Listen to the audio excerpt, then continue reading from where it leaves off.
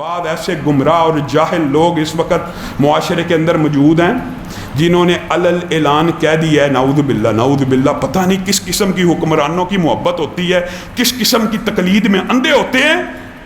اسرائیل کو ماننے کا ایک سوشل میڈیا کے اوپر کمپین کا آغاز کیا ہوا ہے، بعد ایسے ایسے لکھاری پیدا ہو گئے ہیں، معاذ اللہ کہنا شروع ہو گیا نبی کریم صلی اللہ علیہ وسلم بنی اسرائیل میں سے تھے، نعوذ باللہ۔ سب کو پتہ ہے نبی محترم اسماعیل کی اولاد میں سے ہیں، بنی اسرائیل یعقوب علیہ السلام کی اولاد، اسحاق کے بیٹے ہیں یعقوب، وہ دوسرا سلسلہ ہے۔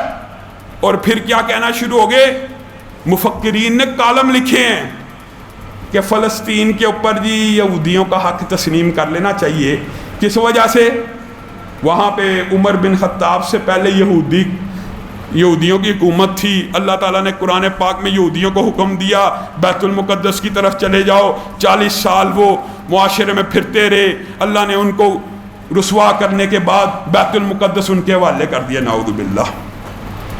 قرآن پاک کی ایک آیت پڑھا ہی نہیں قرآن، تو مفکرین نے استدلال کہاں سے کرنا؟ اللہ رب العزت نے کہا ہے، اردو ترجمہ آپ سن لیجئے، ابراہیم نہ یہودی تھا نہ عیسائی تھا، ابراہیم یک طرفہ تھا، ابراہیم مسلمان تھا، اللہ کہہ رہا ہے قرآن پاک کے اندر۔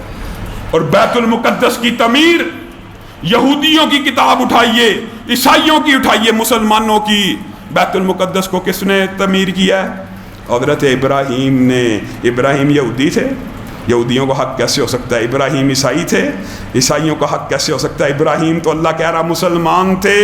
اور اسی حق کو نبی کریم صلی اللہ علیہ وسلم نے اپنے صحابہ کے دل میں ایسے اجاگر کیا کہ حضرت عمر بن خطاب نے بیت المقدس کو جب فتح کیا، اللہ کی قسم مسلمان اتنا خوش تھے۔ یہ ایک لمبا چوڑا باب ہے، یہ ایک تفصیلی باب ہے، حضرت عمر کی سیرت کے اندر ہم نے اس کا ذکر کیا تھا۔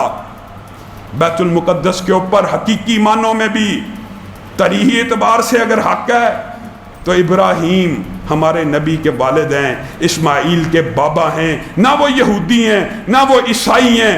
نبی کریم صلی اللہ علیہ وسلم نے اپنے باپ ابراہیم کا دین اسلام آگے پھیلایا۔